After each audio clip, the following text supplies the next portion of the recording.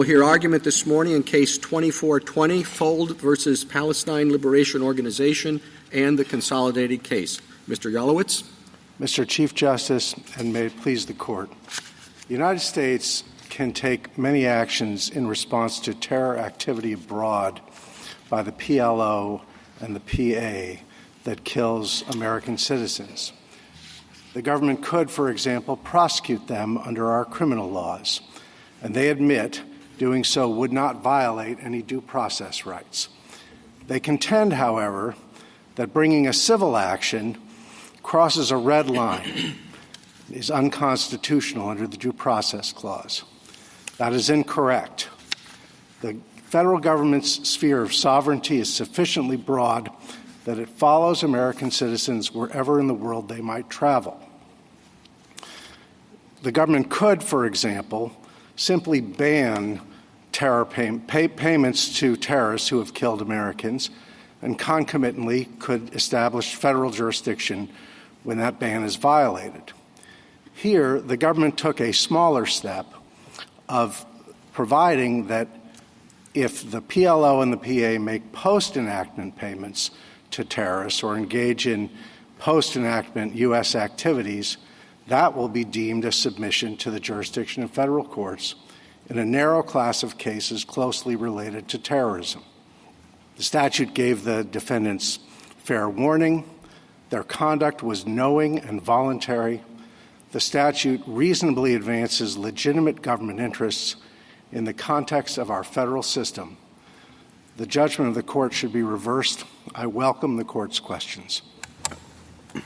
If we analyze this under the Fifth Amendment, what limitations would the Fifth Amendment provide for personal jurisdiction? So, first of all, the Fifth Amendment requires fair notice and opportunity to be heard, which the defendants had. In addition, it protects persons against arbitrary government action. Here, the statute reasonably advances a legitimate government interest and within the context of the federal government's power. How would that differ from analyzing it under the 14th Amendment? Under the 14th Amendment, there is a territorial limitation on each state. The states, because they're bounded by each other within the context of our federal system, at least the court has ceded horizontal federalism in the 14th Amendment, and so that limitation would exist. When you say horizontal limitation, what do you mean? And exactly how would the 14th Amendment apply, and how would that differ from the application of the Fifth Amendment? So we don't think that the 14th Amendment would apply at all here. However, if the test were the same under the 14th and the Fifth Amendments, the court would have to look at the interests of the federal government in the same way that it looks at the interests of the state governments, because the state governments are bounded by limitations that the other faces, that California can't infringe the sovereignty of Ohio, for example. The federal government doesn't suffer from that limitation. The federal government's powers are more expansive. Well, there have been many courts that think that just as in the 14th Amendment, we look to see whether a defendant has minimum contacts with a particular state. These courts say so, too. We should look to see whether a defendant has minimum contacts with the United States when it comes to the Fifth Amendment. Certainly, if Congress has not spoken, that would still be the rule under our proposed test. So, for example, in the Daimler case, there was no statute providing for federal jurisdiction. Minimum contacts would apply because the plaintiffs would have to travel under the 14th Amendment in the Alien Tort Statute. But where Congress has indicated the jurisdictional contacts that are relevant, due respect for Congress's judgment would provide for a more expansive view. Well, why is that? If the minimum contacts test is a constitutional test, why does what Congress says in a particular statute bonify that? Because the minimum contacts test grows out of 14th Amendment cases that provided for limitations on state governments. Those limitations do not apply to the federal government. The court has said that even in the Lochner era, when the court was imposing those kinds of limitations, the court said that those limitations don't apply when the federal government's powers are at issue. And I'm thinking of Bennett against the United States, Burnett against Brooks, Cook against Tate. Well, why would it be relevant even if Congress hadn't spoken? I mean, if they're really a feature of the interstate federalism, and that's their role under the 14th Amendment, why would we care about the minimum context analysis even in the absence of a statute where Congress tried to override it? So the court has said in the Omni case that there has to be a statutory basis for jurisdiction. And if there's no statutory basis for jurisdiction, then plaintiffs obtain jurisdiction by service under state law. So it would be that the 14th Amendment, so it's not, I guess maybe I misunderstood you, you're not saying that Congress would be overcoming some background principle that would otherwise be applicable to the jurisdiction of the United States. You're simply saying that there would be no statute authorizing service of process. Correct. In that hypothetical. Correct. But can I unpackage your argument? You're basically saying there is no due process protection whatsoever under the Fifth Amendment, even for U.S. citizens, because I don't know why it makes a difference that this is a foreigner or a U.S. citizen. If there is, as you're advocating, no Fifth Amendment due process constraint on government, then Congress could, at its own whim, say you committed an act in New York, it violated a federal statute, get tried in California. Get tried in Alaska, get tried in Hawaii. You might say political factors could constrain that, but haven't we said when we've analyzed the 14th Amendment that there are two components? One is the interstate interest of constraining the states from expanding their jurisdiction. But we've also said there's a second component, which is fairness. And it doesn't seem, and we've not limited that to the interstate concerns. Why would we take it out of the Fifth Amendment altogether? I don't think you would. So the rule that we're recommending would include a fairness or a reasonableness component that protects citizens and non-citizens alike from arbitrary federal action. So, for example, if Congress passed a law that said if you enter Paris, France, you're subject to the jurisdiction of the district court in Paris, Texas, that would be an arbitrary government action that would violate the due process rights of anybody being tried under that statute. However, when it comes to U.S. citizens, Congress and the courts are nationwide actors anyway. And so, for example— Yeah, but if I live in New York and I've never left New York, which is highly unlikely, but or I'm in Idaho or somewhere else on a farm, I've never left it, and all I did was something there that happened to violate a federal law, I might have a problem with being hailed to Hawaii or Alaska. So Congress has in some cases provided for nationwide jurisdiction. For example, the U.S. Court of Federal Claims is a nationwide court. And what the courts have done as a practical matter and sensitive to the problems that individuals might have is the courts will go to them or by rule the courts have said, your trial subpoena will only be 100 miles from where you live. We're not advocating a rule that would eliminate a some sort of fairness requirement. Right. You're just saying that here it's met. Correct. And by fairness, are you talking about principles of individual liberty? I mean, I'm sort of focusing on the Insurance Corp of Ireland case and the idea that due process not only in the 14th Amendment context has this notion of principles of federalism and interstate sovereignty, but also the concern that Justice Sotomayor was picking up on about sort of a liberty interest in not being hailed into a court far away. And I would think that would apply even in the international context. Right. I think that I agree with that. I think that there's not a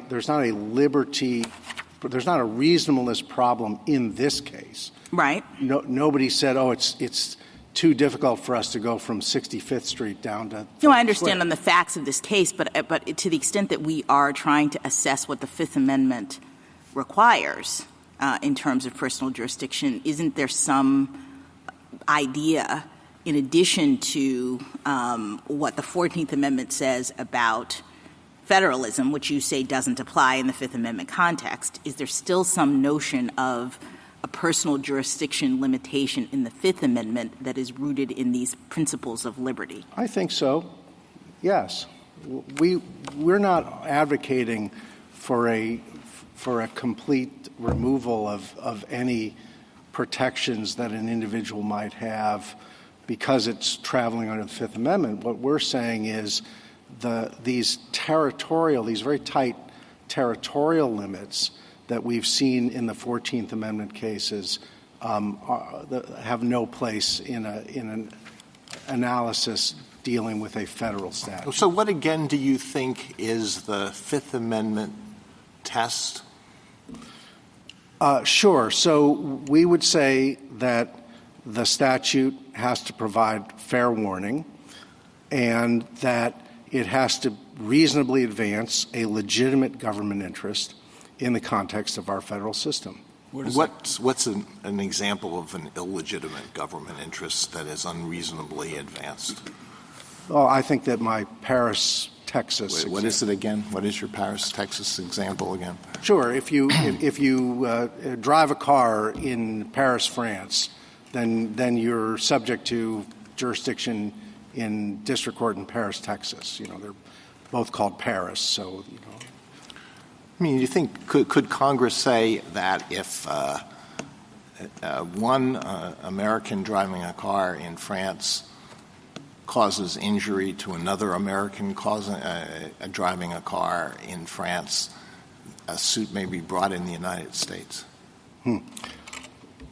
Well, that would be a more difficult case than ours because it's hard to see what the federal. No, I understand is. It's more difficult, right? Of course, but and maybe we don't have to say what the Fifth Amendment test is. But you've offered a Fifth Amendment test, so I'm trying to understand what it means. It would be difficult to see what the federal interest is in regulating traffic laws or auto accidents. Providing compensation for Americans who are tortiously injured, no matter where the tort occurs. Sure, and I think that Congress has very broad foreign commerce powers, and obviously, if Congress legislated to the limit, then that would be a interesting and difficult case. Mr. Yalowitz, I'm struggling to see any of this in your brief. I had understood your argument in your brief to say that under the Fifth Amendment, due process just requires service, a judge, and an opportunity to be heard.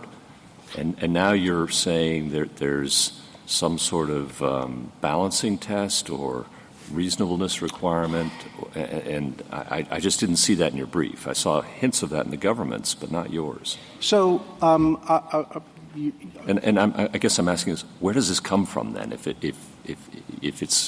I'm right that it's not in your brief, where do these requirements come from? So, we see three threads of due process jurisprudence from the founding. Service, as you say, a court, as you say, and then there's a debate among scholars about whether due process included a substantive component. Yeah, you say substantive due process precedents require no more than what I've just described. That's page 22 of your brief. Right. So now I'm hearing a slightly different version of your argument. I would say that For those members of the court who believe that there is a I'm really not interested in your attempt to assemble 5 votes. I'm interested in your views on what the law is. Look, I think that a form of substantive due process has been a long tradition in the court and in this country, and we're not arguing in this case that an arbitrary statute would be constitutional. We think that. Well, one man's arbitrariness is another man's brilliance. I mean, no member of Congress who votes for something and the president signs thinks that what they're doing is arbitrary. I don't disagree with that. I understand the point you're making, and I don't disagree with it. Thank you, counsel. Justice Thomas, anything further? Justice Alito? All of our cases have spoken about, under the 14th Amendment, have put in a substantive due process component that's independent from the interstate question. That is the court's jurisprudence to date, correct. So all of our cases have spoken about some version of fairness. Right, and particularly given the foreign policy and national security issues in this case, I would think. No, I know you want to win, but that's no. But I would think. But Justice Gorsuch was saying that there is no substantive due process component to due process. There are those who have that view. We don't need that to win the case, particularly given the deference that the deferential standard of review that the court engages in a case involving national security and foreign policy. Thank you. Justice Kagan? And just so I understand your test, it's a non-arbitrariness test or it's a fundamental fairness test? What is it? Non-arbitrary. Is that different from a fundamental fairness test? I understand it better. I find fundamental fairness to be squishier. Squishier. Yeah. But we have used that squishy concept when it comes to the 14th Amendment, yes? Indeed. And when it comes to the 14th Amendment, we've said that, along with federalism concerns that don't really play here, but that also fairness concerns lead to a minimum contacts test. So why wouldn't we say the same thing here? There's no reason not to say the same thing here. In this case, I think that the concerns that Justice Sotomayor were talking about having somebody without resources required to travel far and defend a case, those don't exist in this case. So to the extent fundamental fairness is worried about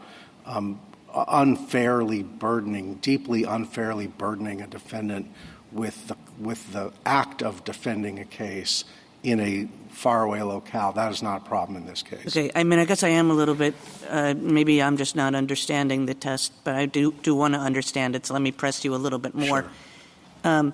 It's not a problem in this case because you think that there are minimum contacts here, so even if there were a minimum contacts test, it would be satisfied here? Is that what you're saying? No, that's not what we're saying. Well, let me back off of that a little bit. I think that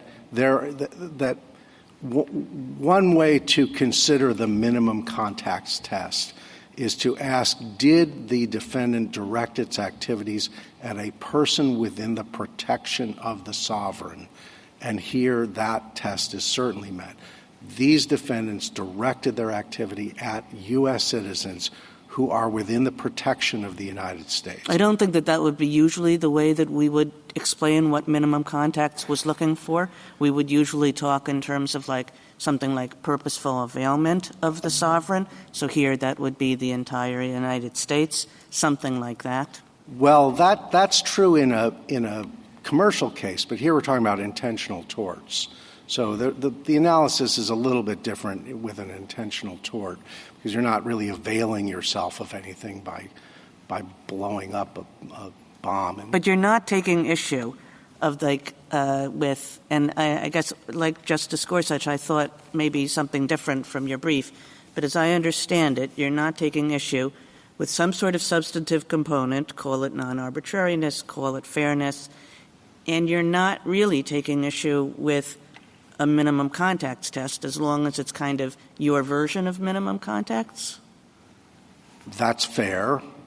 I mean, you say our version. Well, which is like if you direct yourself to individuals with – direct yourself to the sovereign entity, to individuals within the protection of the sovereign entity. Right. So the sovereign sphere of the state of Nevada ends at the border. So when the plaintiffs in Walden against Fiore traveled to Georgia, they were not within the protection of Nevada anymore. It's different for U.S. citizens. Wherever in the world you travel, the protection of the United States travels with you. And so the sovereign interests are different. So when you think of, and some of the lower court in this case, talked about they didn't conduct any activities within the territory of the United States, that's the wrong way to think about the sovereignty of the United States. It's a sovereign by sovereign analysis. Sovereignty of the United States is much broader than the sovereignty of the state of Nevada. Justice Gorsuch? So I've got it right. You want us to adopt the fundamental fairness language from our 14th Amendment jurisprudence, but give it different content in the Fifth Amendment. Is that fair? I don't think you have to adopt the fundamental fairness. No, but to get your 5 votes, you're willing to do that. I would be willing to do that. Okay. And if we did that, I'm not going to lie. Yeah. No, I appreciate that. I'm just trying to understand where the ball is bounced, because it's bounced considerably from your brief. And this fundamental fairness test, do you have any historical pedigree for it? And because it's not what we do in the 14th Amendment, you've conceded that. So where does it come from? So, if I'm not just making it up. The fundamental fairness test comes from International Shoe. Okay, but that's the minimum contacts test that you were discussing with Justice Kagan, and you're saying no, it's got to apply very differently because it's the United States rather than a state. But you get into the same. If it's fundamental fairness, you get into the same notice and opportunity to be heard. And you get into whether it's reasonable to be hailed into Paris, Texas, and all those kinds of questions, don't you? I think that if you adopt a substantive due process overlay, then that's where the law takes you. That's where the court's precedents take you. Do you have any basis in history for that? No. I think that if you go back to what the founders were doing, what this court was doing in the early years, you don't have any. I mean, back then it was, yes, there's international law of nations. Correct. But Congress can defease that when it chooses. That was the law. Correct. Very clearly, there were jurisdictional limitations that the courts applied. They came from the general law of nations. They did not come from the Constitution. But, Justice Story said if Congress says otherwise, we have to follow that. And correct. Then it becomes a political question between international sovereigns. And not just Justice Story. Sure. He famously said it. Right. It's all over the cases. Yeah. Okay. Now, let's say we have to apply our minimum contacts test, because you've kind of taken us there a bit, or at least close to it. I'm wondering, I understand, there's A and B in the statute here. Right? And A had to do with the payments abroad. Right. B had to do with maintaining an office here. I get the analogy that B is sort of like, a little bit like,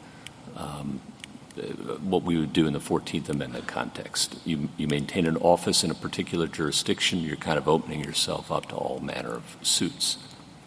But A is purely extraterritorial behavior. And I'm wondering, is B enough for you in this case? Do you need anything more than B to bring this suit? We don't need more than B, but Congress gave us both. I understand that. But if the court were to say, and follow your lead today, and say, well, something like fundamental fairness and minimum contacts. Let's just say we did a straight-up 14th Amendment analysis under our existing precedent and said B is a lot like having an office in a particular jurisdiction. Is that enough for you? Is that enough of a victory for you to pursue the suit? That would be a suboptimal solution for us. Because in candor, because the defendants have contested whether they have come within B, they don't contest that they've come within A. Yeah, and the case is old enough to go to law school. Well, they say I appreciate that. As I understand it, they say with respect to B, they're maintaining their offices extra legally, and that therefore should make a difference. If this court were to say that doesn't make a difference, that they're maintaining offices here through the grace of executive non-enforcement, that's enough to open them to jurisdiction. Is that enough for the suit to proceed? If the court were to apply the statute Yes. and say the record is sufficient, if this court were to say the record is sufficient to conclude that the activities set out in the record are within the text of the statute, which is unambiguous, then that's enough for us. And so there'd be no need to opine on what limits may or may not exist under the Fifth Amendment. We could simply say under our 14th Amendment jurisprudence analogy, it's enough. Correct. And that would satisfy you. If the court, I want to be very if clear. we applied B. Right. I want to be very clear because I want to be clear too. Yeah, we've had a very long journey. I do appreciate it. So, and a remand back to the panel for further application of that's not what I'm asking about for us. But if we were to say B applies, you're good to go. The Congress has made it an either or. Yeah. Okay. Right. Thank you. All right. Justice Kavanaugh? I understood your argument in the brief to be arguing in the alternative. That's correct. And to have what I would say a broader argument that Congress, there are no limits on Congress, constitutional limits other than service of process, et cetera, but there's no extra personal jurisdictional limits on Congress. And then that you were arguing, even if that were rejected or even if that's not correct, we have a second argument that even under the 14th Amendment precedents, you still win. That's correct. Okay. And you're not giving up that first argument? Absolutely not. Okay, just making sure. Okay. And then what role does international law play? Any? Congress can override that, I assume, to be your position, but I just want to make sure I have that nailed down. Right. So if Congress hasn't spoken or hasn't spoken clearly, then international law, will there be a presumption of compliance with international law? In this case, there's no conflict between what Congress has done and international law, but Congress is free to override international law. Thank you. Justice Barrett? So I want to describe one way to understand your argument, and I'd like you to tell me if this is one way to understand your argument. So the Fifth Amendment obviously predates the 14th Amendment by quite a bit, and we have a line of precedent, Justice Story's cases being a prime example. We have others that understand the Fifth Amendment in the way that you propose for your broader argument. Then we have a distinct line of cases that pick up with international shoe that interpret the 14th Amendment differently. So we have competing lines of precedent. Is one way to understand your argument, like let them just keep going separately in parallel? Maybe international shoe is wrong, maybe the 14th Amendment precedent is wrong, but don't disturb it.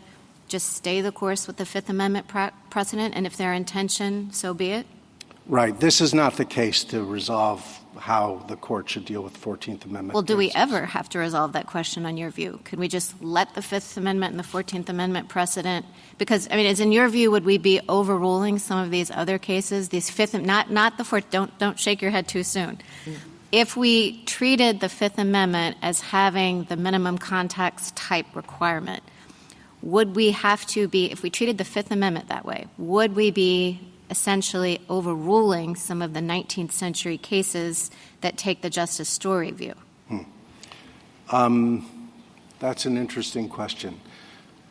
So I think that I think it wouldn't be overruling those cases to say that the sovereign power of the government is sufficient to protect Americans abroad. And the reason I think that is... Well, that's not quite the question. I mean, I'm asking if we say, Justice Kagan's questions were pointing out that we have treated the 14th Amendment as containing a fairness component. And I don't understand your argument to be in a full-throated way, your broader argument, in a full-throated way to say, yes, there's a fairness component that would lead us to embrace the minimum contacts analysis for purposes of the Fifth Amendment. Is that correct? Correct. Okay.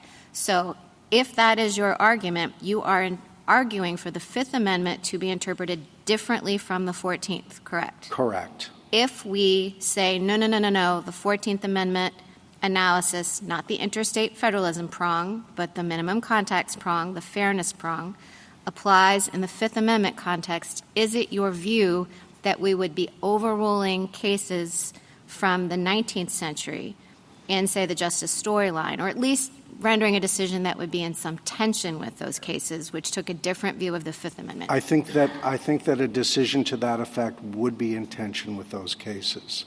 Yes. At the time that the Due Process Clause was ratified, there was no... Which Due Process Clause? The Fifth Amendment? 1791. Okay.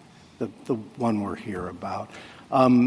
There was no territorial limitation at all embedded in it in any way. And so, and in fact, the founders quite frequently litigated cases arising outside of the United States. Famously, the Philadelphia Convention was packed with lawyers who had litigated those cases as So was judges. Pennoyer wrong to house a territorial understanding of personal jurisdiction within the Due Process Clause of the 14th Amendment? I think that what Pennoyer, the way I read Pennoyer and the way Professor Sachs reads Pennoyer, is that Pennoyer was constitutionalizing kind of a narrower view of due process, which is there has to be a judge with jurisdiction, there has to be opportunity to be heard. The Murray's lessee view of due process. I think the territorial restriction, the idea that there was a territorial horizontal federalism basis, I think that came into the court's jurisprudence in the Lochner era. Do you agree with Professor Sachs's amicus brief? Oh, yeah. Okay. Thank you very much. Justice Jackson? Yeah, I just want to know, is that amicus brief and Professor Sachs's opinion the basis for your certainty about what happened at the founding? Is there other It's evidence? confirmatory of our views. Judge Sofair also put in an amicus brief that talked about founding era evidence. But did you did you go to the original sources, or are you relying on them for your view as to what the ratification state of affairs was? As a matter of fact, I spent a lot of time with the original sources. And did you found no evidence? How many sources? What is the scope here of our understanding of what actually happened then? I think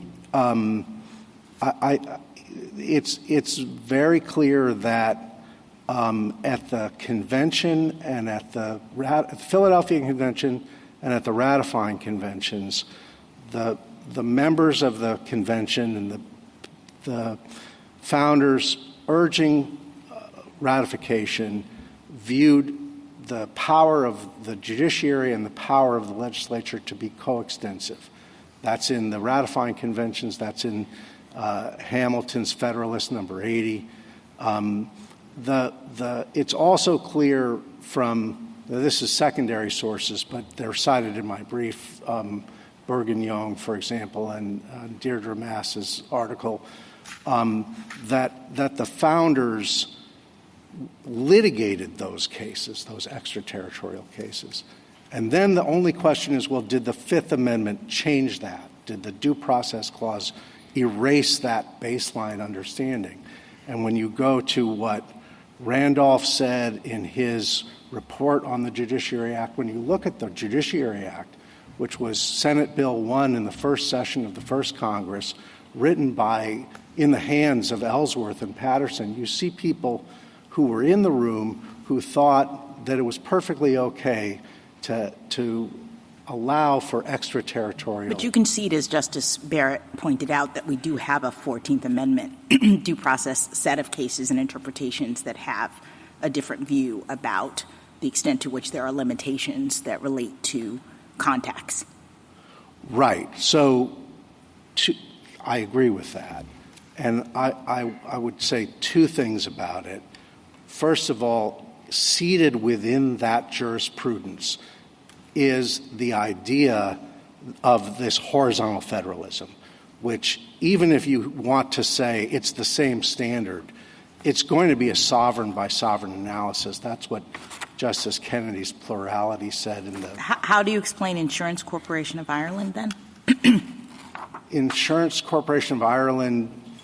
Where it was very clear, or the fact that we have waiver in these kinds of situations, meaning isn't there some concept of individual liberty? If not, you couldn't waive this if it was all about territorial sovereignty. Right, and as Your Honor pointed out in Mallory, it's a waivable right. There is a right, and it's waivable. Of course. Thank you, counsel.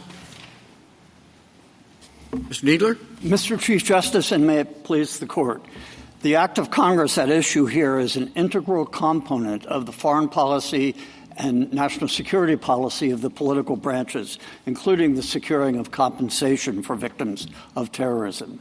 Congress determined that it is fair to deem the PLO and PA to have consented to personal jurisdiction in suits under the Anti-Terrorism Act if they made payments to or on behalf of persons who injured or killed Americans in acts of terrorism or engaged in certain activities in the United States. Both of those forms of conduct that are jurisdiction triggering are knowing and voluntary. They have a clear nexus to United States territory and to United States nationals, and to the compelling U.S. interests in deterring terrorism. And the scope of the resulting submission to United States jurisdiction is very limited. It is not a general jurisdiction. It is narrowly limited to terrorism cases. Congress has the constitutional authority and institutional capacity to weigh the very interests, including the distinct status and international engagements of the PLO and PA, the United States' unique and long-term relationship with those entities, the imperatives of national security and foreign policy, and fairness to the claimants and to the foreign defendants. Congress' judgment on these issues, as in all issues of national security and foreign policy, are entitled to great deference. The Act providing for jurisdiction here is eminently fair and does not deprive respondents of due process. This Court should sustain the statute. I welcome the Court's questions. Mr. Kneedler, just to take a step back, do the PLO and the Palestinian Authority have constitutional rights?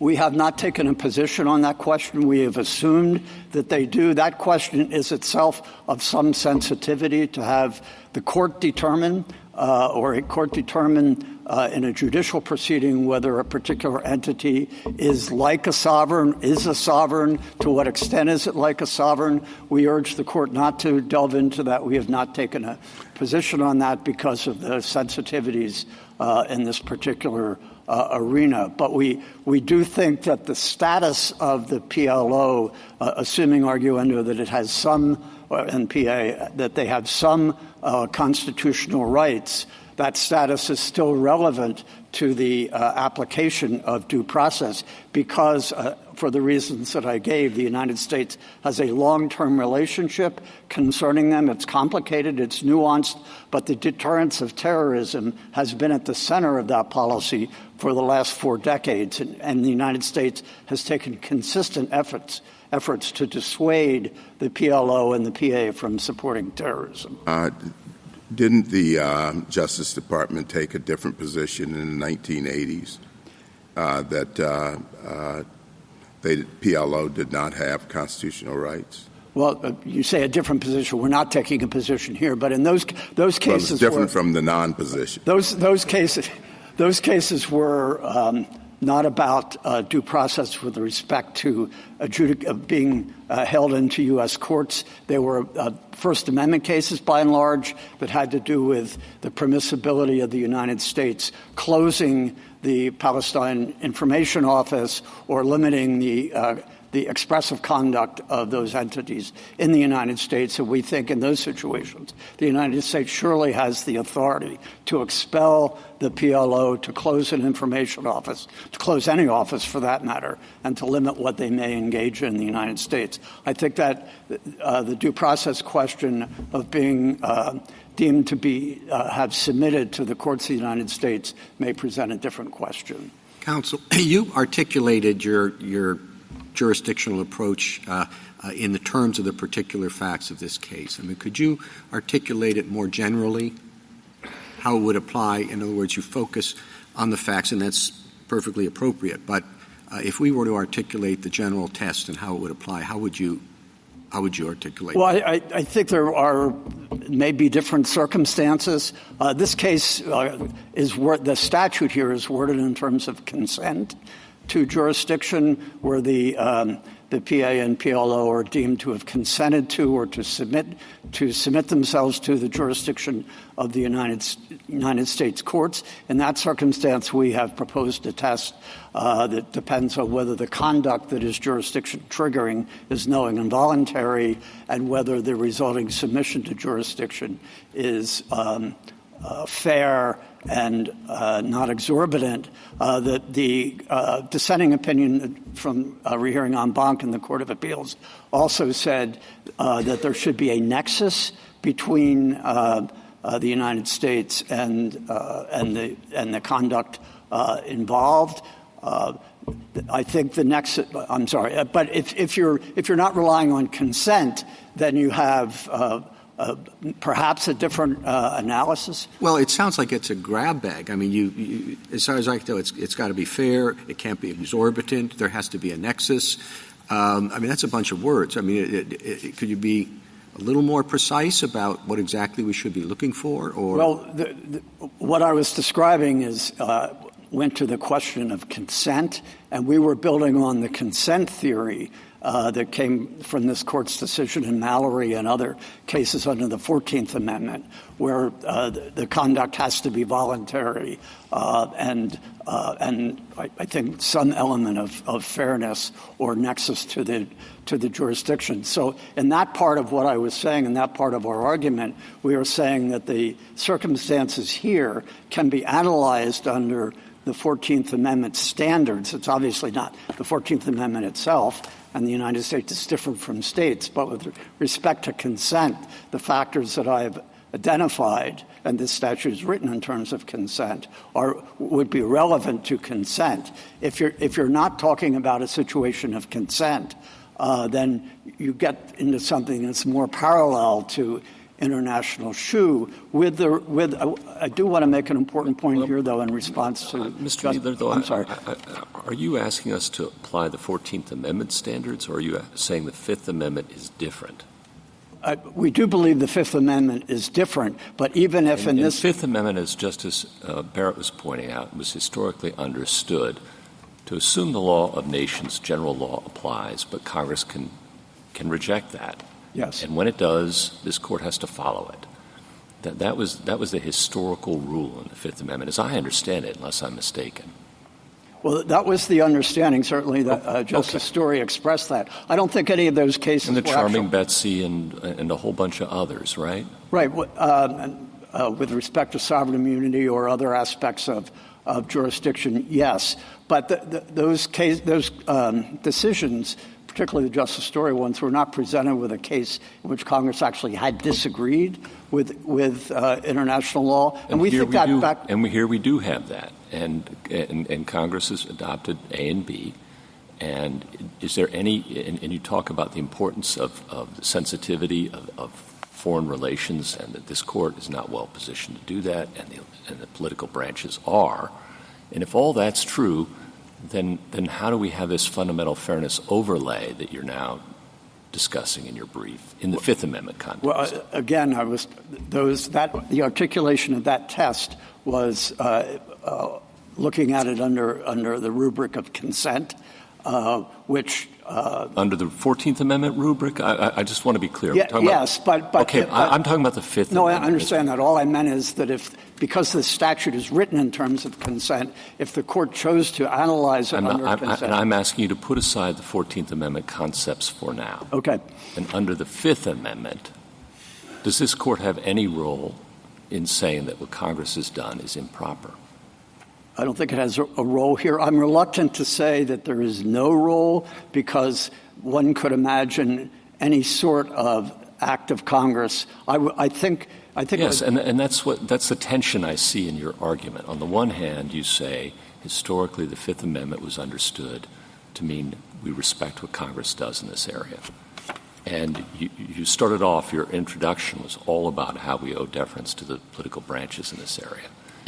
But it seems at the same time you want a safety valve for this court to overrule some instances in which Congress does speak and defies international. No, all I'm saying is that the court doesn't have to go there, and we think it would be prudent for the court to wait for an act of Congress because it takes an act of Congress to provide for personal jurisdiction other than following the rules of the state. Well, I think it'd be prudent for the court to look at the particular act of Congress involved, what the rationale for that statute was, and see whether it would comport with due process. Last question. I'm sorry, I'm almost done. If we were just to analyze this under the 14th Amendment precedents, same question I asked your friend earlier. B, I kind of understand you have an office. Okay, right. And I get the Mallory analogy. I do. I understand that. Whether it works is another thing. But A is a little bit different. It's purely extraterritorial behavior. And that's a little harder to square in my mind with our 14th Amendment jurisprudence. Do we need to decide A? Is it enough to say this case survives under B, even applying our 14th Amendment? Well, we agree with the plaintiffs that it would be prudent for the court to address both. But do we need to? I mean, if there's jurisdiction under B, do we need to say there's also? Well, with respect to the activities, the lower courts have not decided whether the activities that are alleged would be protected or not protected. So there would be yet a further remand. And we think the payments, and I do want to address, I think, a premise of your question, because the payments occur outside of the United States, there can't be minimum contacts with the United States. But this is a place where we think the Fifth Amendment would differ. Okay, that answers my question, if you say it's different than the 14th, so we need to do something different. I'm sorry, Justice Kagan. No. That was helpful. I hear you, Mr. Kneedler, as being reluctant to go to a place where you say that anything Congress says goes. I mean, obviously, you're saying here what Congress said goes, but you're reluctant to say anything. May I continue? Sure. Anything Congress says goes. There are constitutional constraints. And is that because there would be foreign policy implications that would result from an extremely broad congressional assertion of jurisdiction over foreign nationals?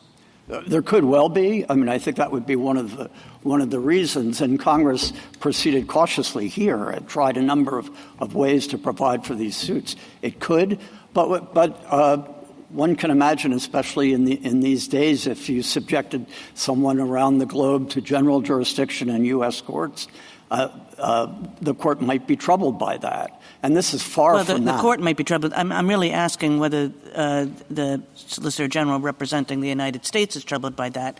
I could understand an argument which would say that if Congress does something that really stretches very far and wide, it could have foreign policy consequences. It could encourage other nations to retaliate and treat U.S. citizens in the same way, that sort of thing, where the United States might be, you tell me if you are, but might be reluctant to have a court rule that says anything Congress says goes in this area. Yeah, there could well be problems with other countries' reactions to that and retaliation, perhaps.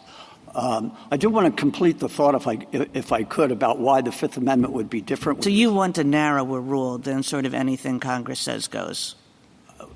We would be pleased with a rule that is broader than what we've urged here, but we think it would also be useful to proceed incrementally. The court wouldn't have to confine it to these precise circumstances, which are compelling.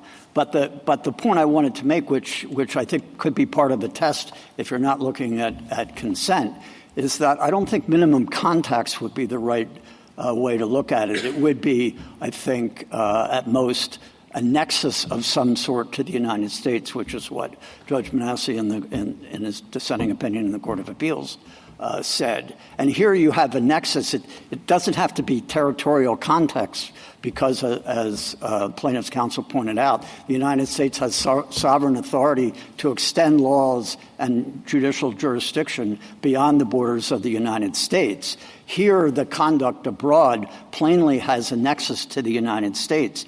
The payments prong concerns acts of terrorism that injure United States persons abroad. Thank you, Mr. Kneedler. It might help me get a handle on the positions of the respective parties if you could tell me in what significant respects the position of the United States differs from that of petitioner. I don't think the position really. Not as to the judgment, the analytic approach.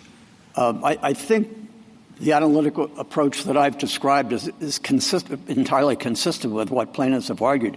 They are making a broader argument sort of categorically and affirmatively at this time. We have not, which is not to say that we may not embrace that at a later time, but we think that that's an issue that this court should decide on the basis of full briefing and analysis in a situation where it might really matter. But here we think this fits comfortably into even 14th Amendment principles, but certainly the Fifth Amendment principles with respect to Congress's ability in this area to provide for jurisdiction. Thank you. Justice Thomas? Mr. Kneedler, the Chamber of Commerce amicus brief indicates that the Justice Department has had a consistent view that these organizations did not have constitutional rights.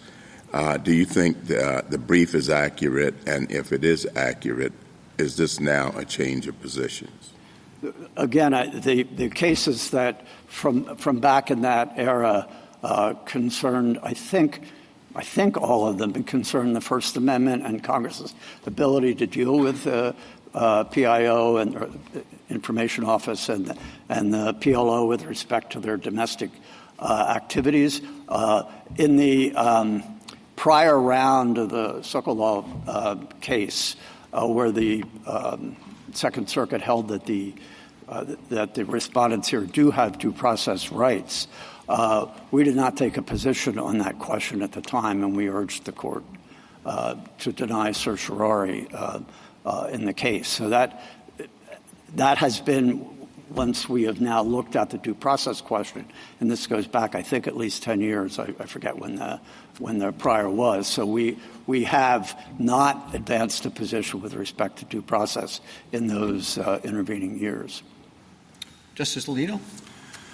Mr. Kneedler, I understand that you're trying to wend your way through some sensitive territory, but I could use some help about problems that I see along the course that you are recommending. I mean, start with the argument that we could say that that there's jurisdiction, there would be jurisdiction under the 14th Amendment case law because of consent. What limit do you see on the ability of a state to impose a regime of constructive intent? I mean, suppose that a state said that anyone who commits a tort against one of our citizens is deemed to have consented to our jurisdiction, regardless of where the tort occurs. Would that be consistent with our 14th Amendment case law? No, it would not, and I think maybe I misspoke or wasn't clear about the 14th Amendment. I didn't mean literally the 14th Amendment standards as if the United States was a state. I meant that the 14th Amendment principles as applied to the United States rather than a state. And so with respect to a state, there may be issues, as you suggested in Mallory, with respect to the ability of a state to condition subjection to jurisdiction on the basis of doing business in the state. But Congress has a much broader authority with respect to, under the Commerce Clause, for example, to condition someone's participation in our economy than an individual state does. So then it does seem that you are not really saying we can find that there's personal jurisdiction here simply by applying the 14th Amendment. We have to look to a different standard. No, what our brief said or tried to say is you could look at 14th Amendment principles, not the literal application of 14th Amendment principles with respect to consent, apply those to the somewhat distinct situation of the United States under the Fifth Amendment where Congress is not limited in the way a state is in conditioning access to the economy or to other aspects of United States interests in the way that a state is.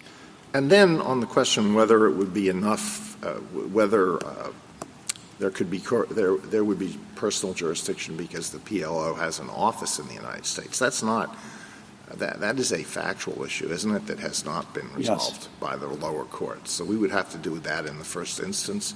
Or remand to the Court of Appeals. Remand. Yeah. It's really activities. There are no offices aside from the UN office, although there are allegations that office is being used or has been used for activities extending beyond the role at the UN.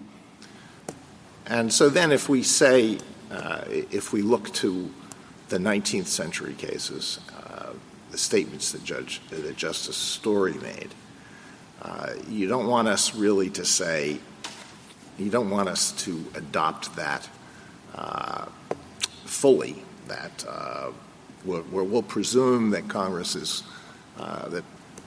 is respecting international law, but if it says it's not, if it's authorizing jurisdiction where that would be contrary to principles of international law, that's fine. You really don't want us to say anything goes. But if we don't say anything goes, then we have to say what doesn't go. Or we have to explain why this would meet, why the facts here would meet whatever standard is required. How do we do that? You don't want us to say anything goes, but that means we have to say what the test is, and then what is the test?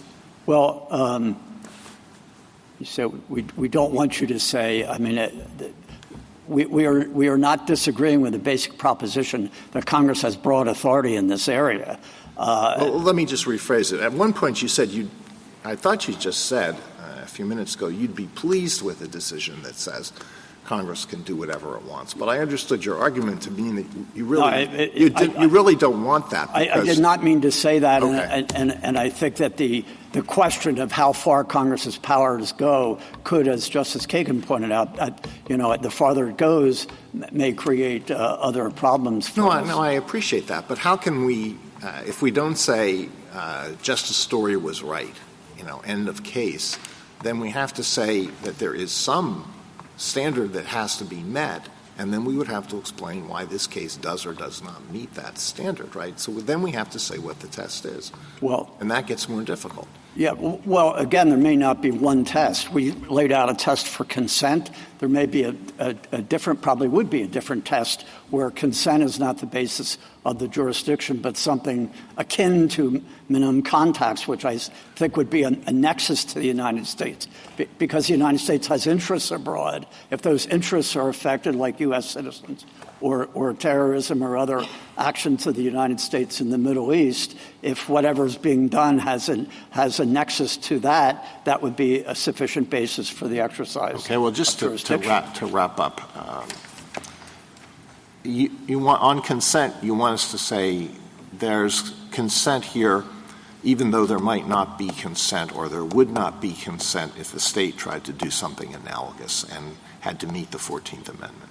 There may well not be, because this is conduct, the payments prong is conduct occurring outside the United States. So if minimum contacts is thought of in terms of a territorial connection, we don't think that that applies to the United States. Thank you. Justice Sotomayor? Let's go back a moment to your response to Justice Gorsuch. Justice Story did not have a case in front of him involve establishing personal jurisdiction over a person who had no connection to the United States whatsoever. Correct? Right, yes. That was not at issue there. It's interesting that he and other commentators spent so much time making these broad statements when Congress consistently, that's what Professor Sack pointed to, for over 100 years, pretty much stayed within international shoes limitations, no? In all the acts that it created. Well, it created nationwide service of process, or even worldwide service of process, like under the antitrust laws.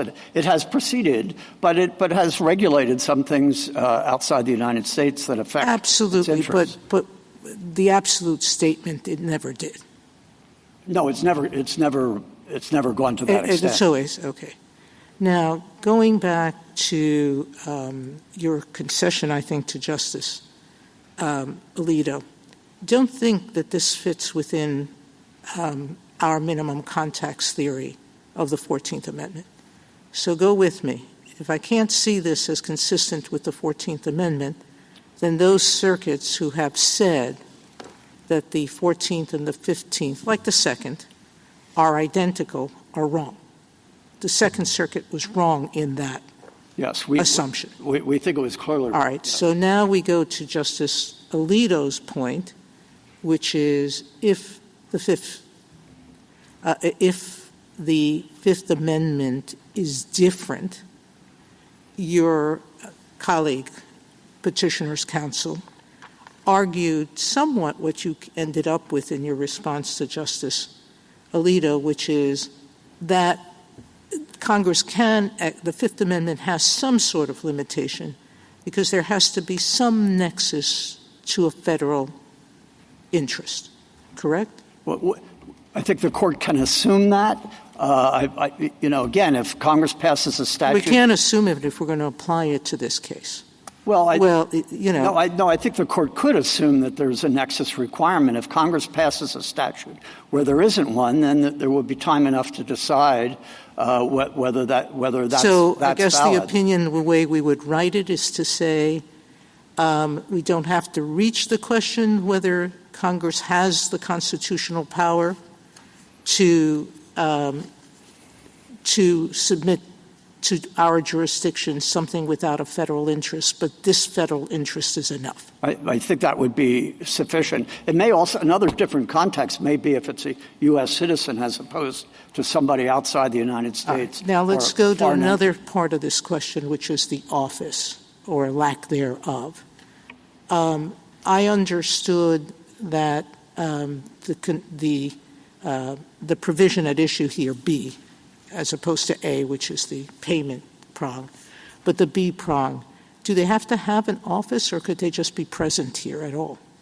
Meaning, I thought any activity, whether it was I think Justice Gorsuch got to this at one point, B could be read, whether they have UN immunity or not is irrelevant. The U.S. could choose, if it wanted, couldn't it, to say we won't respect UN immunity with respect to this person, correct? And first of all, there's no personal immunity here. The UN agreement provides for access to the UN by observers like the PLO and PA. But nothing says that the U.S. has to give them that activity of having access. The headquarters agreement does, but Congress. I mean, the United States acceded to that. So it acceded to that, but it didn't have to. Yes. Well, and we don't want to suggest that the No, United so States might if we said draw away something from- like what Justice Gorsuch said, which is the fact that they're here for whatever reason is enough of a connection to the U.S.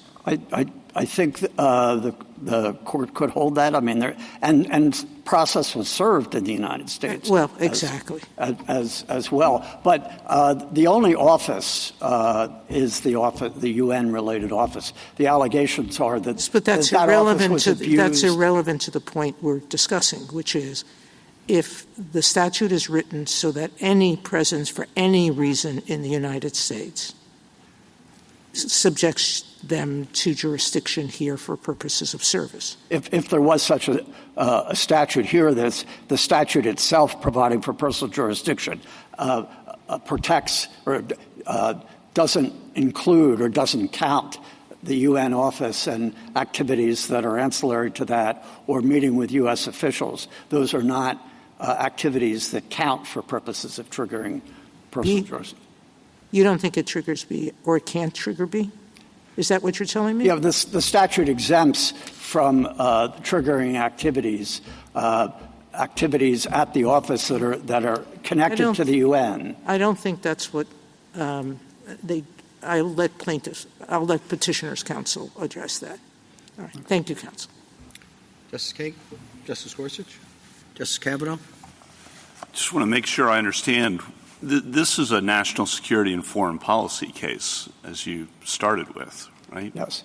And Congress and the President have agreed, acting pursuant to the national security and foreign policy principles set forth in the Constitution on what the proper rule here is, correct? That is correct, yes. And there's no doubt that in terms of regulating the conduct that they acted pursuant to those Article 1 the Article 1 and Article 2 powers, correct? Right, and Article 3, or I guess Article 1, Congress establishing the lower courts. So it seems like, it's Youngstown Category 1 situation where the President and Congress have acted together. Now, there is still a role for judicial review to make sure they're not crossing some other constitutional line, but usually that's a very sensitive judgment for a federal court to make, and usually we would require something in either the text of the Constitution or in the historical practice over the years that would suggest some principle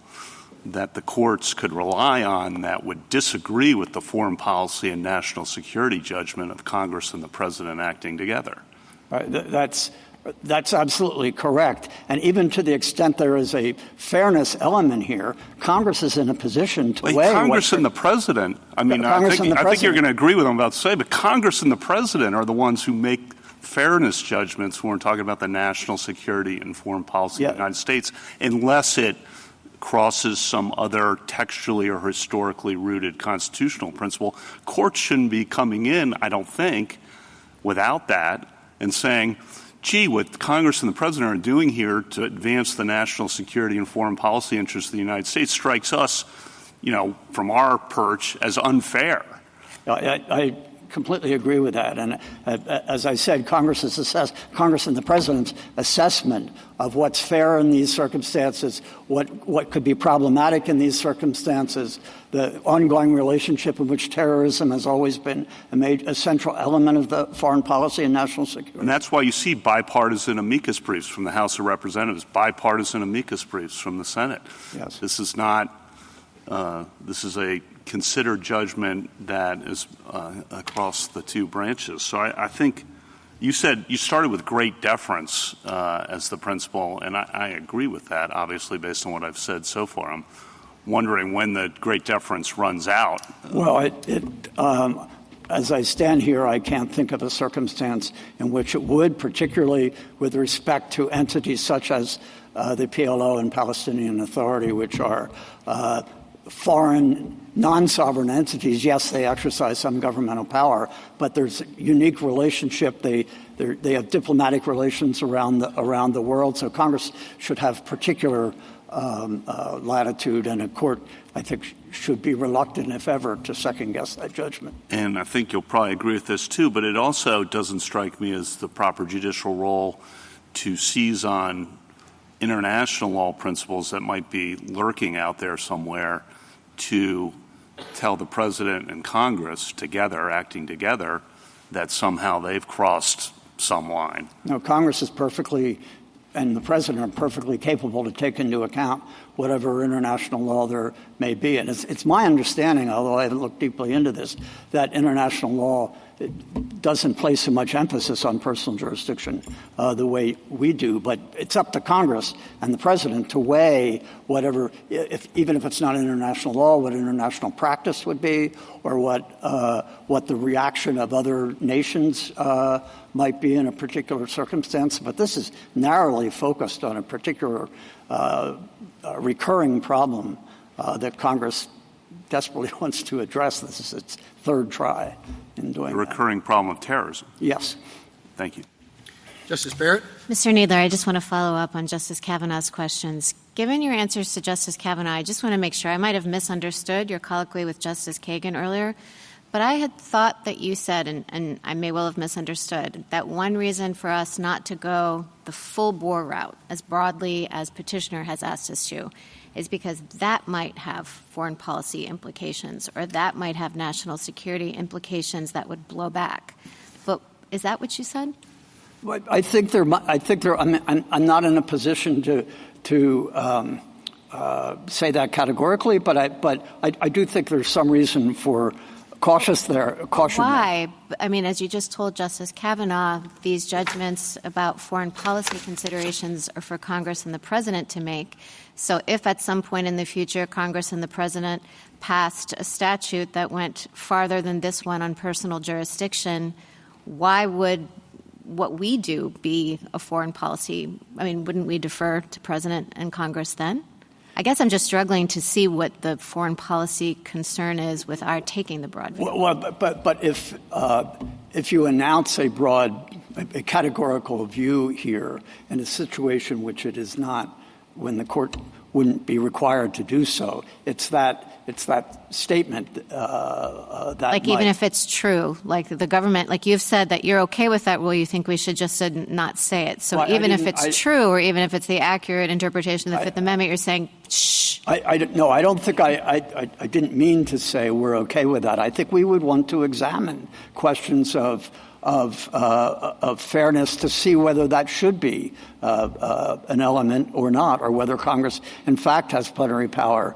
And it may well be that the court, if a situation actually confronted it, that the court would conclude that, or that we might submit that. I can't say we wouldn't, but I think it's important, particularly given the parallel development of the 14th Amendment, not to dismiss that out of hand in a case that doesn't require that analysis. Also, there could be other situations in which Congress would provide for personal jurisdiction, like in the commercial sphere, which would not present as starkly the questions of national security and foreign policy, although there would obviously be some foreign policy concerns about extending jurisdiction. But the circumstances might be different.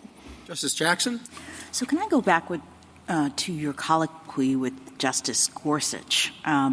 I didn't read your brief as conceding that historically the Fifth Amendment imposed no limits. In fact, on page 47, you say that theory is not easily confirmed as a historical matter, and there's nothing in your brief that seems to embrace the proposition that as a historical matter, there were no limits on Congress's ability to do this sort of thing. So I just want to give you an opportunity to clarify what the position of the United States is related to Justice Gorsuch's point about whether what the history shows. Yeah, but we are not making that affirmative argument, and if we were going to make that argument, we would want to present a full argument on it. Either way, and fully addressing. But to the Chief Justice's point, this then creates some daylight between you and the other petitioners, because they are in fully on this kind of originalist take on what the Fifth Amendment requires, and are encouraging us to adopt that broader theory. As one of two alternatives. Yes, that's one of the alternatives. Yes. I appreciate that, but the government is not asking us to do that. We are not asking you to do that. But we are also not saying we're just not addressing. Yes, understood. Understood. But going to Justice Kagan's point in response to Justice Barrett, I mean, I would take your point to be that there could be foreign policy implications either way, and that to the extent that there are announcements that the Constitution of the United States imposes no limit on Congress or the President with respect to their activities internationally or concerning international citizens, that you could conceive of a world in which that could be problematic. Yes, I can conceive of that world, and I think, again, before the court, I doubt that the court would want to announce that without the executive branch and Congress supporting it. So that's one reason why the broader theory might be we should be cautious in going down that road. I wonder if another possible reason is that we, as far as I can tell, have never applied this sort of methodology to considerations of the Fifth Amendment. And there could be all kinds of unintended consequences to starting to do that. Like, how do we interpret the scope of the Due Process Clause? Do we do it as an originalist kind of exercise? And we haven't done that in other areas. And the concern is that that might open cans of worms that would imperil, for example, what we said in Bowling versus Sharp, the idea that the 14th Amendment's Equal Protection Clause is reverse incorporated through the Fifth Amendment's Due Process Clause. We didn't reach that through an originalist methodology. And so if we're starting down that road, it just seems like there's all kinds of problems that might arise that we should be worried about. Yeah, but I can't say, as I stand here, that all those problems would be true, but I do think that they are would benefit from an analysis by We've had Congress. different methodologies, and we just have to be careful in thinking about how we go about interpreting the Constitution and the implications that might have on existing precedents in other areas that deal with these same constitutional provisions, correct? Right. Now, with specific reference to personal jurisdiction, this issue should not come up unless Congress first passes a statute providing for personal jurisdiction, and then we would know what Congress found and what the rationales yes, for and in it this are. case, we have the statute, and I appreciate your consent theory. I'm just trying to understand, though. You say that consent, you agree that consent has to be knowing and voluntary, and you said that both forms of the conduct in this statute both forms of the conduct are knowing and voluntary. But I thought the knowing and voluntary had to go to the assent to jurisdiction. It's not that they continue to do something that they've already done. It's that if they agree to do this, they are consenting to the jurisdiction. They are deemed to consent. No, I understand. But the question is, how fair is the deeming yes, in a situation like this? And that's where fairness, I think, comes in maybe in a case like Mallory or a case here on consent. But like in the Carnival Cruise Lines, the passengers probably did not consciously submit to the jurisdiction of the court that was designated in those contracts. So there doesn't have to be a conscious awareness. All right, one final question. I'm sorry, I'm mindful of the time. The Second Circuit in this case said, as Justice Sotomayor pointed out, that the statute does not suffice to establish personal jurisdiction because the 14th Amendment standards apply in the Fifth Amendment context, and they read those as precluding personal jurisdiction here. Would it be enough for this court at this time to just say, if we agreed to this, that the 14th and 5th are not equivalent with respect to what is required, the minimum tax test, and send it back for an assessment of what the Fifth Amendment requires as it relates to the facts of this case? I suppose I could do that, but I would urge the court to actually decide the question.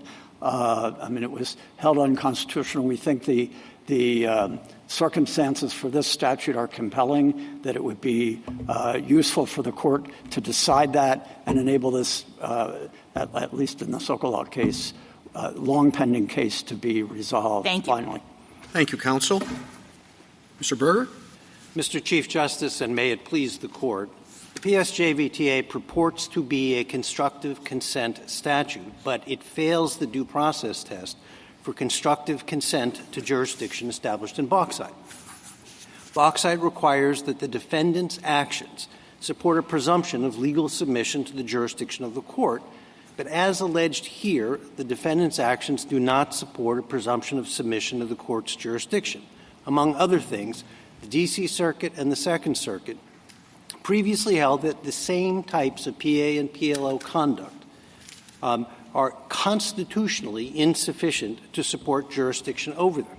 Continuing to engage in jurisdictionally insufficient conduct is the exact opposite of submitting to the court's jurisdiction. And there is no limiting principle if Congress can change that equation and say conclusively what conduct shows submission under the Bauxite due process standard. That would entirely collapse the distinction between prescriptive and adjudicative jurisdiction in all federal question cases. Bauxite also holds that jurisdiction cannot be imposed as mere punishment, as it is here when the alleged actions of the defendants do not support submission. The PSJVTA also fails due process under Mallory. Mallory, of course, upheld a reciprocal exchange by which Pennsylvania permitted access to its markets in return for submission to the state court's jurisdiction. Applied here, the Mallory question is, does the United States permit the PA or PLO to do anything on condition that they submit to federal court jurisdiction? And the answer is no, three ways. First, the PSJVTA itself doesn't permit any conduct at all. Second, the statute gives no notice that its deemed consent condition attaches to any permission granted elsewhere. And third, the United States has never identified any permission granted elsewhere to which the deemed consent condition attaches.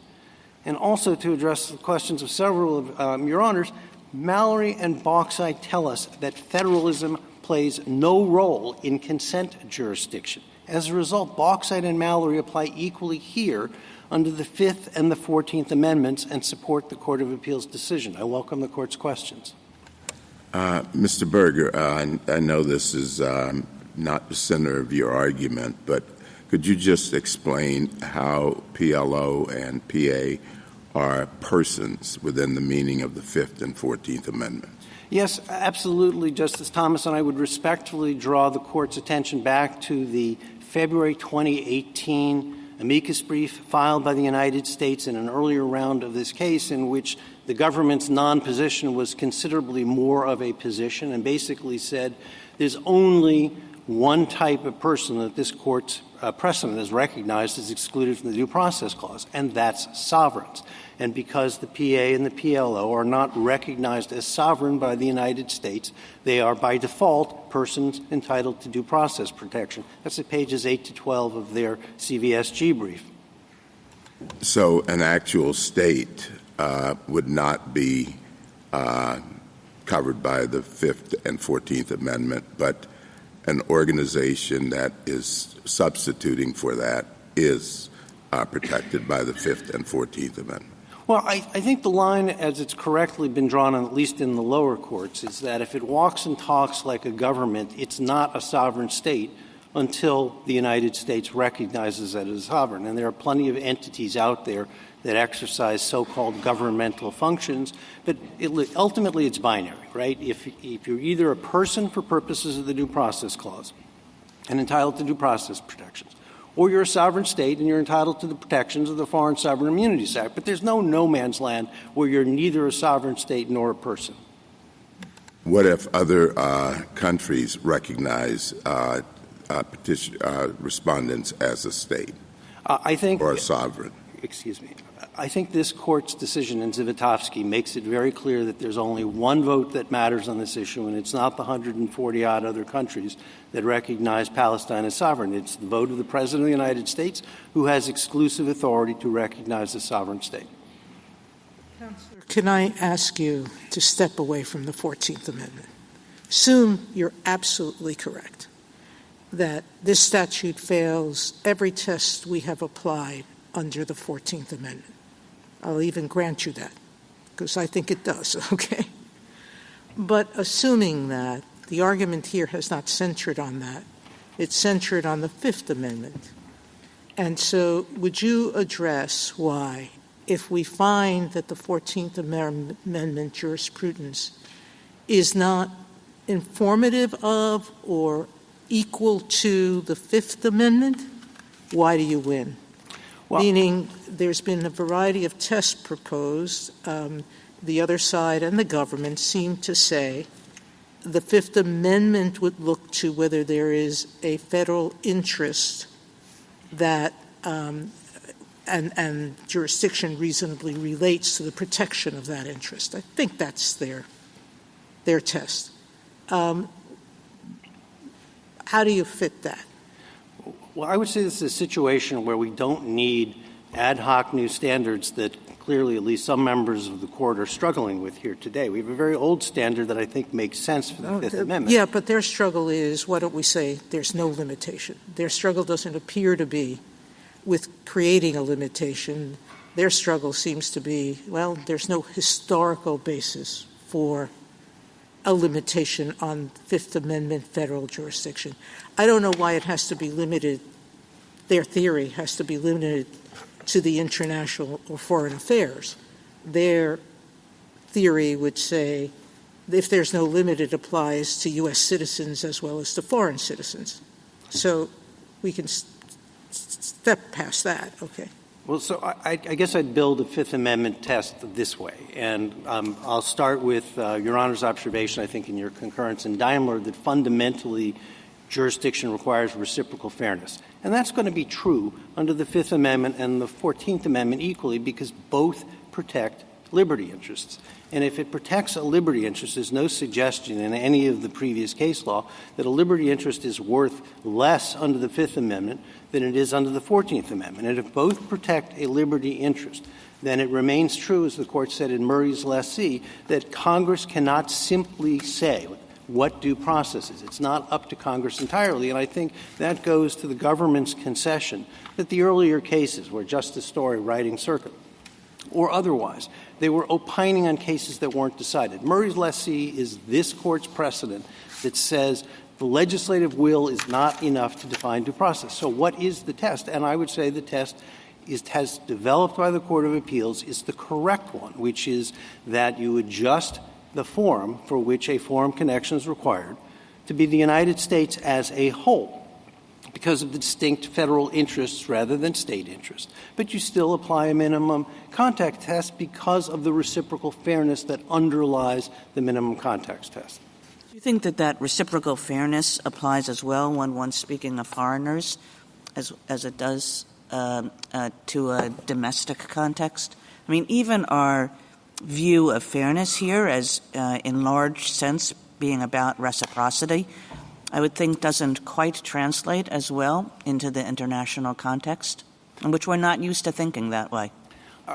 If anything, I would say respectfully, Justice Kagan, that the fairness component is probably exponential when it comes to dealing with foreigners because of the kinds of concerns that the government has articulated here, the kinds of concerns that were articulated in Daimler about overly grasping jurisdiction, that if we purport to have exorbitant jurisdiction for foreigners but not for domestic citizens or residents, then you are really inviting an international comedy problem. But there's no reason doctrinally to read into either the Fifth Amendment or the 14th Amendment a different definition of person that would exclude foreigners. A lot of the earlier case law, including those that Justice Gorsuch alluded to, are dealing with foreigners. And there's no assumption that, well, we're dealing with foreigners because they deserve less. If I may give one example that I think helps exemplify this and gets us back to any concern about original public meaning.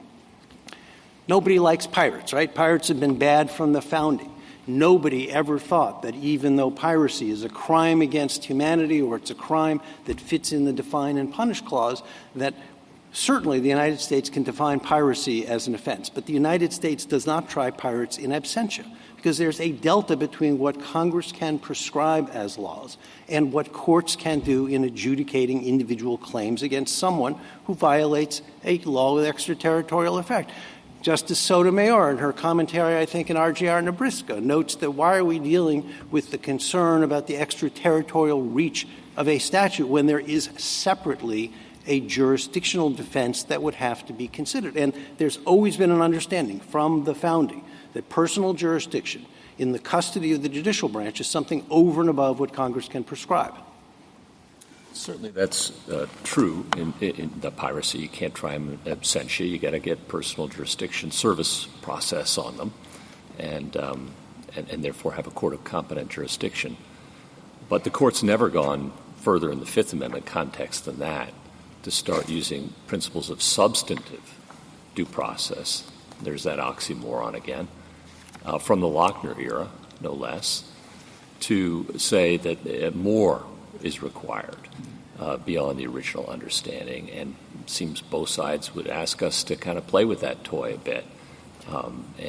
You perhaps a little more aggressively than your friends on the other side. I think it's a toy that should be left in the box because there's no reason. I can't sort of paraphrase something that Your Honor said in Mallory. This is a case where you don't need a new rule. This is a case where a very old rule really applies, and the old rule that applies, albeit at the Court of Appeals level, but uniformly, is that the fairness that always underlay the Fifth Amendment and due process, even Piquet and Tolan and all these ancient cases, where they talk about principles of fundamental fairness. Ancient cases being our precedent. Well, I'm not sure that some of them are. Is, some of them are lower court opinions, but they're precedents on the books, right? And perhaps worthy of respect as well as our newer stuff. Not only do I or the respect Lochner era, no less. I think I share that Your Honor's fondness for Murray's lessee, because you alluded to it in Jarkissi. And Murray's lessee is a 19th century precedent of this court, not some justice riding circuit opining in dictum what he thinks maybe might be the rule in some case where the question wasn't presented. Charming Betsy, as well, right? Right, but Murray's lessee says, as plain as you like, that the legislative will alone cannot define what Fifth Amendment due process is. No one disputes that. But right. The question is, if you're going to start adding things onto it beyond what was originally understood and exists in our precedent for a long time, that's quite a toy. And as Justice Kavanaugh pointed out, you're going to be second-guessing the executive branch and the Congress and the political judgments they've made about what does and doesn't interfere with international affairs. I don't think that's true for at least two reasons, if I may. And one is that there's a huge open question in this case, right, about what activity. If you're focusing only on the activity prong, as Your Honor had alluded in some earlier questions, then the question is not what does due process allow. You don't have to reach that question because, as the government conceded, the statute contains a large number of exclusions where essentially whatever sovereign power Congress had and the President signed off on, they've laid down arms. They said, okay, we're not going to count for jurisdiction. UN activity, meetings with the U.S. government, and ancillary activities. Well, ancillary is a huge undefined term, and we don't know what that means. And the reason we know that means that there's not at the moment unanimity between the legislature and the executive is the government's opening brief cites two Office of Legal Counsel opinions dealing precisely with the Palestinian government, one in 2018, one in 22.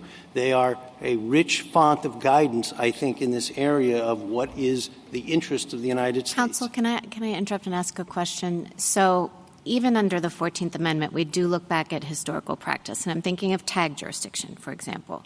So for purposes of the Fifth Amendment, would tag jurisdiction be okay in the context of a foreign defendant?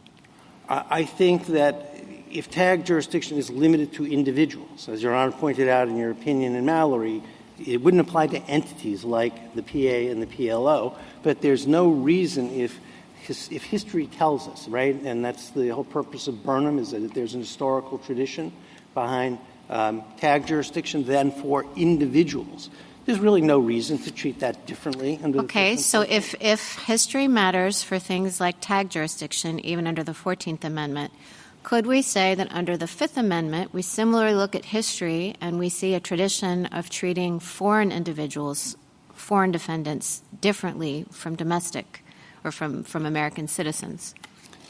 I think analytically you could say that we could ask the question, but I don't think if your question implied that that's the answer that history gives, I don't believe. I understand. I'm just asking if we could ask the question, because you agree that history informs the content of due process even in the 14th Amendment context. And so it might not be one-to-one, right, between the Fifth Amendment and the 14th Amendment, because history might bear differently on the United States than on any individual state. Well, I guess a couple of points on that, if I may. One is I do think that history matters if you're writing on a blank slate, that there's a reason why foreigners have not been treated differently under the 14th Amendment. And then just to bring in one concern Justice Jackson raised, as exemplified by Judge Ho's concurring opinion in the Douglas case.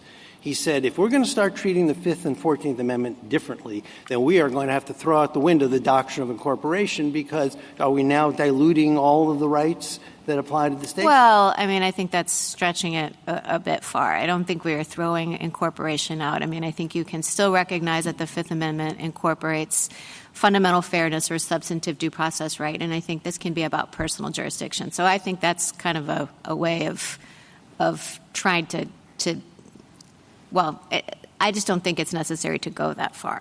I think they're distinct issues. If the court doesn't need to, doesn't want to, and for whatever reason doesn't go that far, I think that what the historical case law tells us, whether it is Justice Story writing circuit, whether it's the court in Toland, whether it's the Charming Betsy, you name it, all of the frigate cases, almost all of which involve reaching out to either a ship of a foreign nation or a foreign merchant, that there is indeed equal solicitude for foreign. Okay, and I'll just say one other thing about incorporation. I think one distinction between your situation and that, and it's kind of what I was struggling with some of the questions I was asking your friends on the other side, is that, we have doctrine in the context of incorporation already. There's already precedent on point, and as you point out, then we're not writing on a blank slate.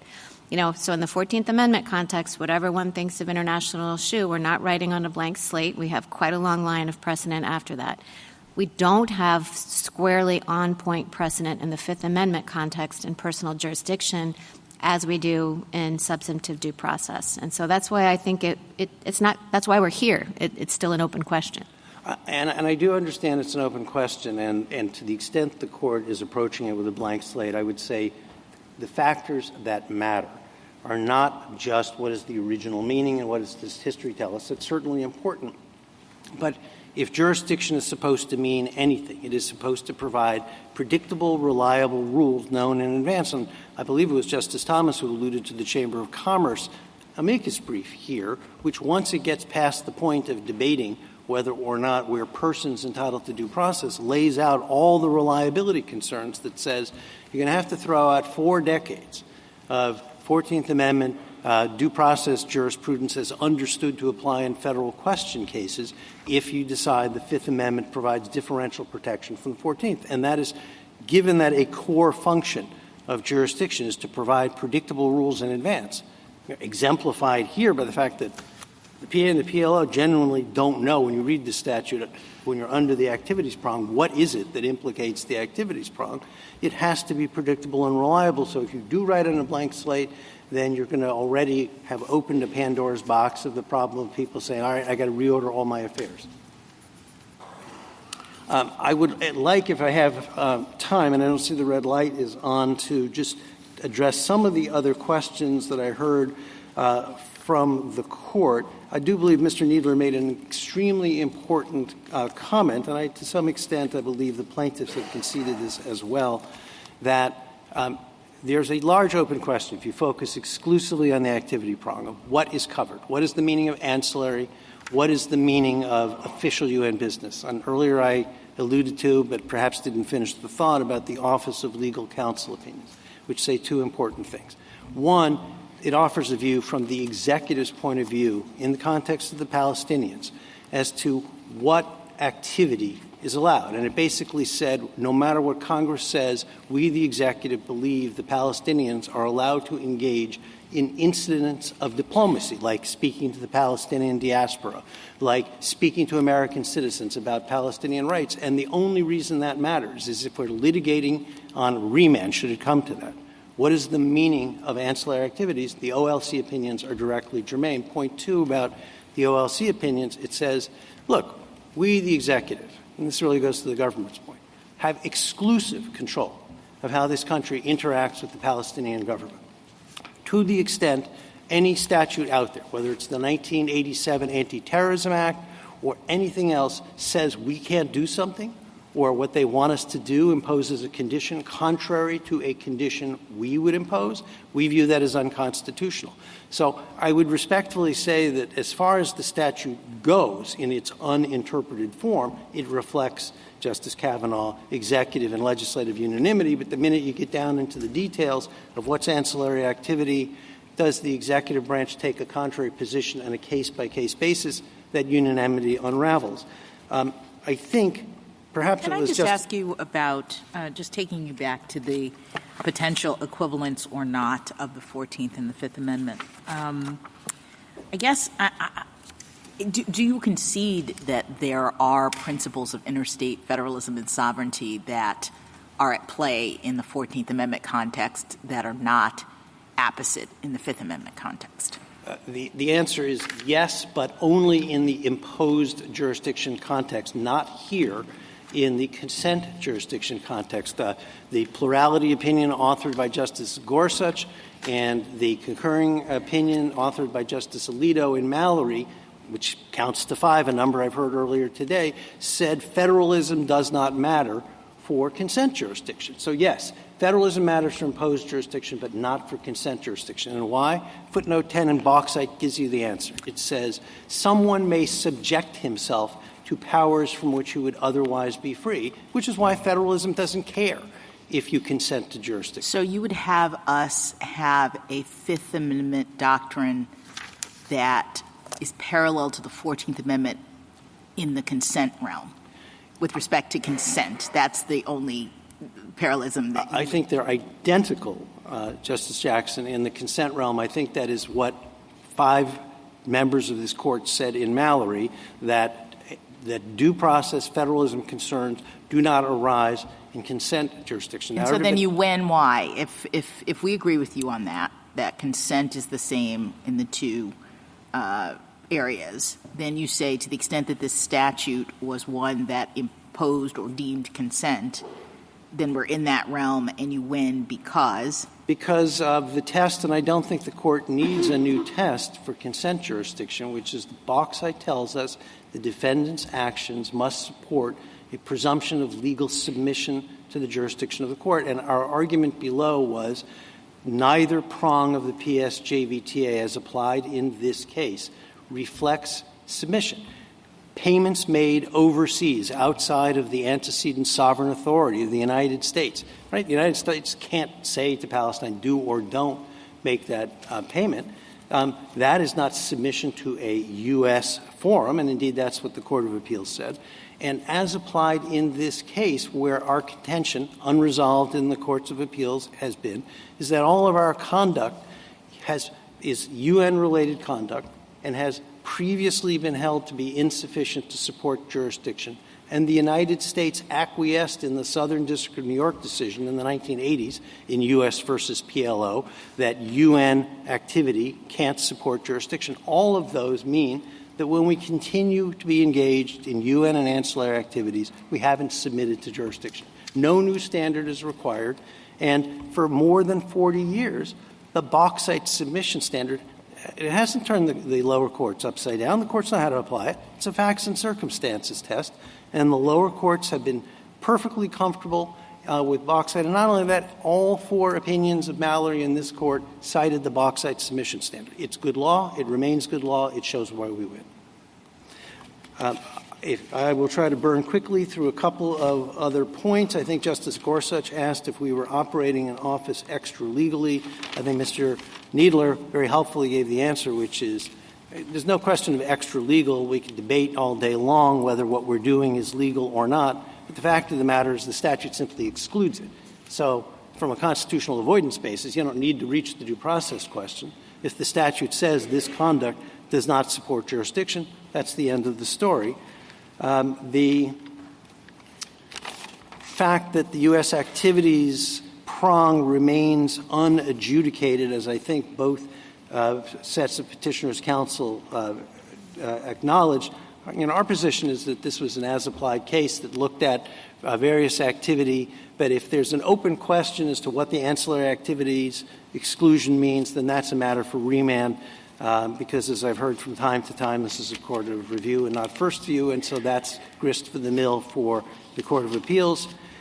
I mentioned the OLC opinions, and I guess I would just close with this thought, which is whether we're searching for historical meaning, whether we're searching for what did the first Congress think about jurisdiction, I would respectfully say the one analogy that drives all of the answers is pirates, right? Piracy has been illegal from the founding. The Alien Tort Statute incorporated it. Nobody from the founding has thought that Congress could say, not only do we prohibit piracy, but tell you what, since we've prohibited piracy and because prescriptive jurisdiction and adjudicative jurisdiction is the same, we don't need to go to bother all that trouble of finding, extraditing, or renditioning the pirate. We'll just try him in absentia. That's never been the law, and that's because due process requires something more than what Congress prescribes. You might think, though, that what that suggests is that there's an obligation to provide notice and an opportunity to be heard without going as far as requiring minimum contacts in the way we've done under the 14th Amendment. Yeah, and I would respectfully say that it's not just an Alien Tort Statute issue, but it's in all of this Court's extraterritorial application issues. There's been an observation, including by Justice Sotomayor, that we're dealing with a whole different problem, which is everybody obviously had notice in a case like RJR Nabisco about what the statute purported to do, but Justice Sotomayor's opinion noted that, okay, but we still have a whole different kettle of fish to deal with in terms of personal jurisdiction. So it's more than notice, and I think that's why even if you want to give full significance to PK, and then I promise I'll shut up and sit down, what the Court said in Tolan, what Justice Story said in Tolan, take a look at page 613. It said we have to deal separately with notice and regular personal appearance in court. So even Justice Story thought there was something more than notice in the form of a summons and jurisdiction. He likewise referred separately to jurisdiction and process at page 613. They are different things, and they have been different things from the founding. What exactly is the unfairness in this case? And it would too burdensome to litigate this in New York, where the PA and the PLO conduct some activities? Well, so what's the unfairness? The unfairness, as we said, I think you'll see it at pages either 56 or 57 to 58 of our Second Circuit brief in full, is the notion that we can be divested of a liberty interest for, and selectively at that, for being divested of a liberty interest for engaging in activity previously held constitutionally insufficient to support jurisdiction. And a second point, if I may, which is if you look at 14th... That doesn't sound like a personal jurisdiction argument. But anyway, go ahead. But when you look at all of the traditional 14th Amendment jurisprudence of this Court, it's got two prongs, right? It has minimum contacts, and then it has reasonableness. And so when we get the commentary, like in the dissent from rehearing en banc, that it's not inconvenient for us to go from the PLO's UN mission in the East 60s to the Southern District of New York, that misses the point. That deals with the reasonableness prong, but that's prong two. Prong one is there reciprocal fairness sufficient to support jurisdiction in the form of minimum contacts? That's the unfairness, which is, you ever been on a train where it's sitting still and another train's moving and you have the impression you're moving backwards? That's what Congress keeps doing with these statutes, which is we're doing the same thing, and Congress keeps moving the context around us, and that's what makes the statute as applied unconstitutional. And so we respectfully ask that this Court affirm the judgment of the Court. Before you sit down, do you think any degree of deference is owed to Congress and the President in this? No more deference than in the context of Holder, where the Court said, sure, we understand their policy judgment, but that does not require us to abdicate the judicial role when it comes to constitutionally protected rights, and that is certainly a protected right committed to the judicial branch is jurisdictional. Well, the question wasn't whether there should be judicial abdication, but whether there should be any degree of deference. So is there any degree of deference owed or none? I would say in the context of jurisdictional due process, the answer is none. in the context of another statute that hits four square on the same issues, like the Taylor Force Act, which says if the Palestinian government continues to make these payments, we will withhold foreign aid. Of course, deference is owed in that context. But when it comes to a constitutionally protected right, like jurisdictional due process, no, you don't defer away the protection for that. Thank you. Justice Thomas, anything further? Justice Alito? Justice Sotomayor? Justice Kagan? Justice Gorsuch? Further? Justice Kavanaugh? Justice Jackson? No, you may sit down. Thank you. Thank you, Mr. Chief. Rebuttal, Mr. Kneedler? Several points, Mr. Chief Justice. First of all, with respect to reciprocal fairness, which I think counsel is deriving from the minimum contacts, if there are minimum contacts and you're subject to jurisdiction. But under the Fifth Amendment, minimum contacts is not the test. Perhaps some nexus is, and that's because the United States, in the exercise of its powers, is not limited to the territorial jurisdiction of the United States. It could criminalize the making of these payments, as I had understood respondents to say at page 30 of their brief. If it could criminalize them, it seems clear that it should be able to count them as a basis for U.S. jurisdiction. But again, with respect to reciprocal fairness, it's important to bear in mind that the payments being made here are payments to persons who have killed or injured Americans in acts of terrorism abroad. And I think when one is weighing reciprocal fairness, that basis for jurisdiction, it hardly seems unfair, particularly since it is a direct corollary to the lawsuits to which personal jurisdiction attaches, which is lawsuits under the ATA, which is designed to protect Americans from terrorism abroad. So if we're talking about reciprocal fairness, I think this case clearly satisfies it. And also, the reciprocal fairness seems to be tied to some sense of an exchange or a balance on either side. We don't think that that's really comes from Mallory, but certainly in the context of the PA and the PLO, it doesn't make sense because we're talking about a 40-year relationship between the two in which fighting terrorism has always been a core part, and to try to find whether there's a bargain or an exchange at one point in time along that continuum of 4 decades of a relationship just doesn't make sense because Congress's statutes, and again, this is its third try to make sure that these lawsuits can be brought. It's a continuation of a policy over that period of time, and the court should not focus only on the particular statute in isolation. But coming back to what is at the core of this case, and actually the court wouldn't have to decide more, and that is that under the Fifth Amendment, Congress and the President made a judgment that is entitled to virtually absolute deference, that it is appropriate to subject the PA and the PLO to jurisdiction in this case.